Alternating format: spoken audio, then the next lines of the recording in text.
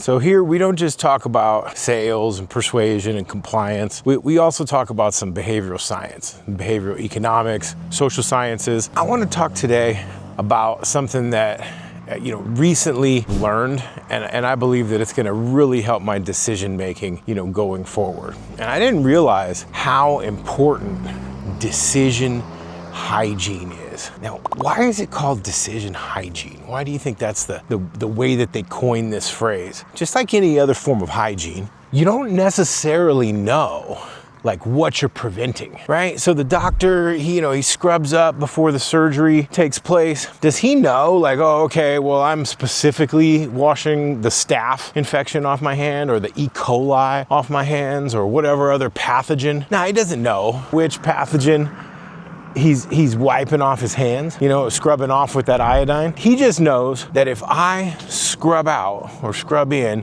every single time, I'm preventing 80% potential infections with this good surgical hygiene that I have. So decision hygiene is the same thing. What you're doing with decision hygiene is you're making sure that you practice the same level of good hygiene. So you're washing away a bunch of the bad decisions, the intuitive decisions, before you have a chance to let them infect you. What's an example of some good decision hygiene? Well, one of the best examples of decision hygiene that I can give you really quick is what's called a pre-mortem. Okay, so there's a whole bunch of different decision hygiene techniques. These are mostly critical thinking models where you'll run through a thinking exercise to kind of escape from your system one intuitive decision making to a more data-based or fact-based or logical thinking based decision making process. And the pre-mortem is a really, really good one because, we have this thing called overconfidence bias. Also, it kind of like goes into like the planning fallacy as well. So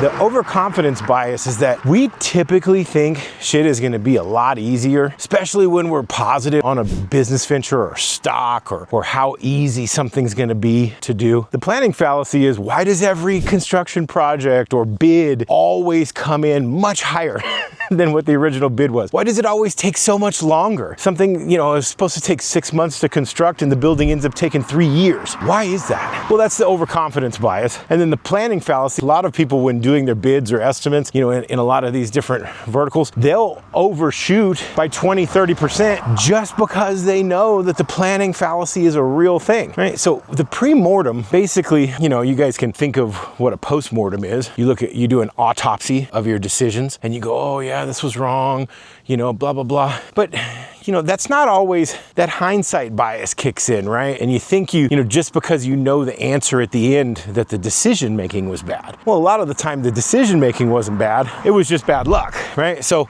that's why the pre-mortem helps you with this decision hygiene and allows you to have some good decision making. So what a pre-mortem is that you gather everybody that's involved in the decision together and you go, okay, we made this decision. And now let's say it's 6 months in the future and we failed. How did we fail? So this allows you to get past that overconfidence bias.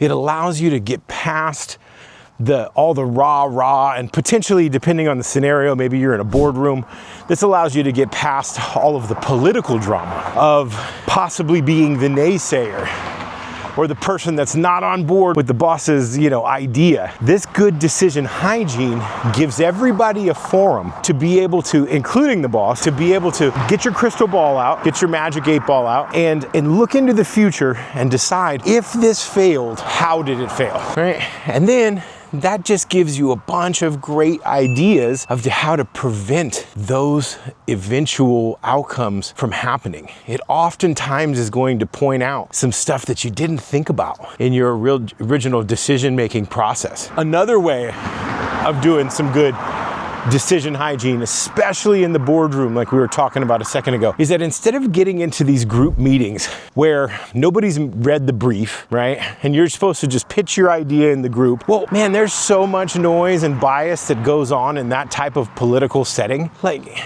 whoever talks first has an advantage. They're anchoring the whole conversation, right? They're anchoring the whole pitch. And then depending on who's talking, well, which side of the aisle are they politically on? You know, they're marketing or sales, right? Are they in ops or sales? Like, is there this divide depending on who's speaking, who else is gonna get behind their idea, whether it's good or not good? So in those situations, good decision hygiene is just to have the white paper or the brief disseminated anonymously, and everybody reads it or has to read it for the first 10, 15 minutes of the meeting. Nobody knows who it came from.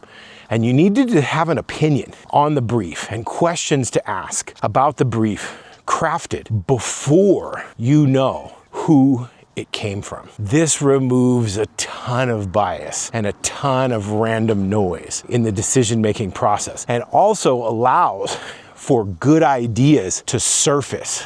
And it allows for great cross-examination and crosstalk too, because you may have a situation where there's this bias cascade, right? Like the boss is the one who proposed the idea, so all the sycophants get in line. This allows that the sycophant or the yes man of the boss actually may come up with some good talking points and may bring some good devil's advocacy to the decision-making process.